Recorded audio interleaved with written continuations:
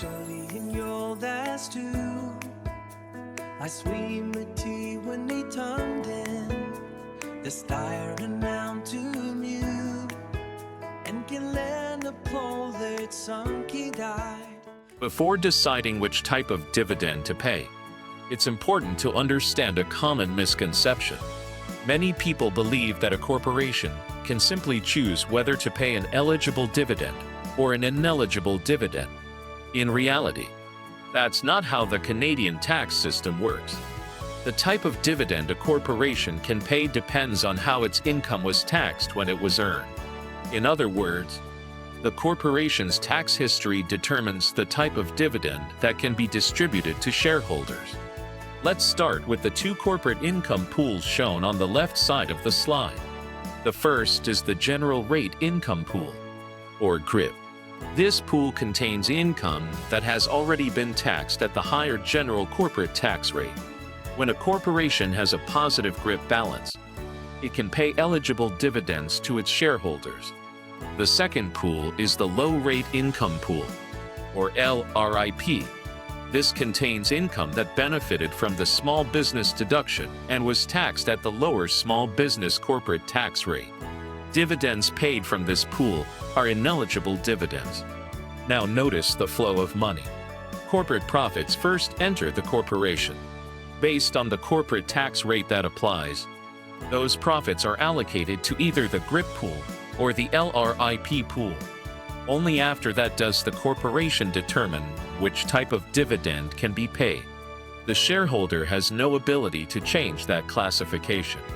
For most Canadian-controlled private corporations, or CCPCs, the majority of active business income qualifies for the small business deduction. As a result, most of that income ends up in the LRIP pool. This means that most small business owners primarily receive ineligible dividends during their working years. Eligible dividends become available only in certain situations. For example, when corporate income exceeds the small business limit, when the corporation has accumulated GRIP balances, or when income has been taxed at the higher general corporate rate. This distinction is extremely important because eligible and ineligible dividends are taxed differently at the personal level. Understanding where each dividend comes from is the foundation for making smart compensation decisions. As we move to the next slide, we'll compare these two dividend types and explore why many accountants follow a traditional planning approach of paying eligible dividends during working years and ineligible dividends during retirement. More importantly, we'll also discover why that guideline is not always the best strategy.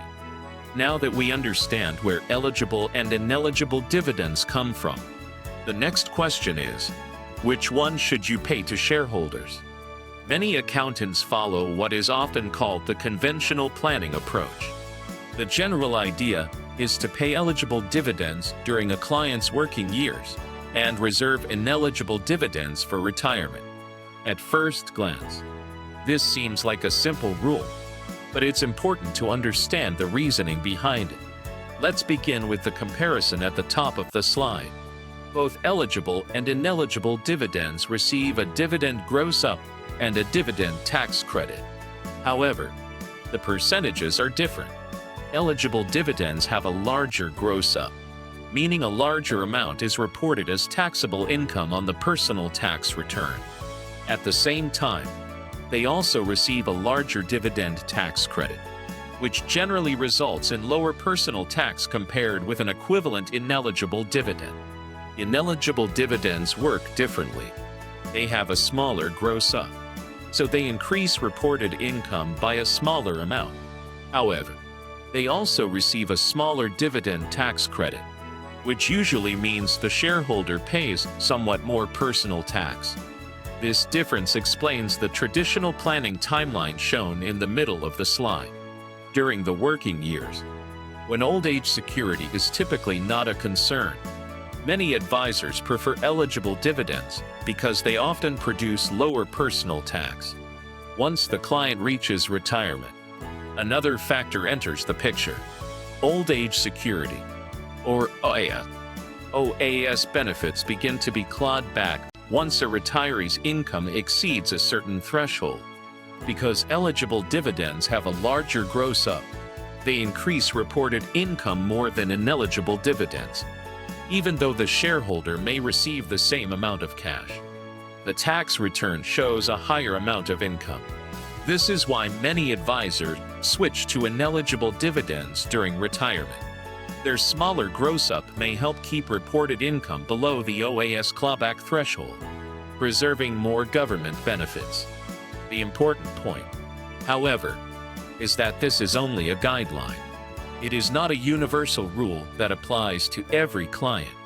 It simply reflects a commonly used planning approach based on how dividend gross-up rules interact with the OAS system. In the next slide, we'll discover why experienced tax advisors don't blindly follow this strategy.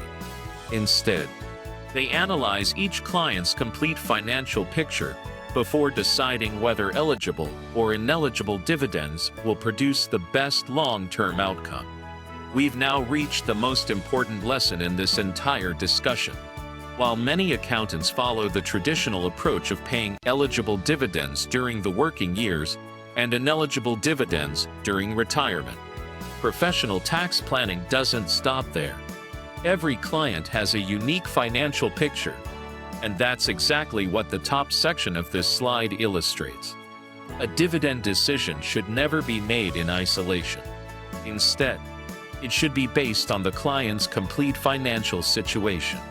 A skilled tax advisor considers many factors at the same time: current and future CPP benefits, RRSP or RRIF withdrawals, old age security eligibility, investment income, available tax credits, the corporation's active business income, and the corporation's GRIP and LRIP balances all influence which dividend strategy produces the best overall result. This leads to the decision process shown in the center of the slide. Rather than asking, which dividend type is better, a professional advisor asks a series of questions. What creates the lowest overall lifetime tax? How much income will the client need during retirement?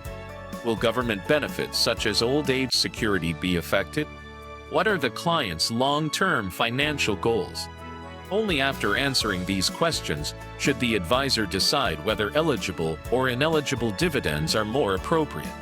The illustration on the lower left highlights a mistake that many inexperienced tax planners make. They rely on cookie-cutter rules and apply the same recommendation to every client. For example, always paying eligible dividends simply because they usually result in lower personal tax. While that approach may work in many situations, it can also cost clients thousands of dollars if it ignores their broader financial circumstances. Professional advisors take a completely different approach. They gather all the relevant information, analyze the client's income sources, estimate future retirement income, review government benefit thresholds, evaluate available tax credits, and examine the corporation's dividend pools before making a recommendation. Every decision is customized to the client's unique circumstances. One interesting example comes from retirement planning. Although the traditional approach often recommends ineligible dividends during retirement to reduce the impact of the dividend gross up on old age security, that isn't always the most tax-efficient answer. In some situations, especially when total retirement income is relatively low, the larger dividend tax credit available on eligible dividends can produce greater overall tax savings, even after considering the larger gross up. This demonstrates why relying on a simple rule without performing a full analysis can lead to the wrong conclusion. The final message at the bottom of the slide summarizes the mindset that separates experienced tax advisors from beginners. Great tax advisors don't memorize dividend rules. They understand the client's financial situation, analyze every relevant factor, compare multiple alternatives, and then design a customized dividend strategy that delivers the best long-term financial outcome. That's the real objective of tax planning, not finding one rule that fits everyone, but finding the strategy that fits this particular client.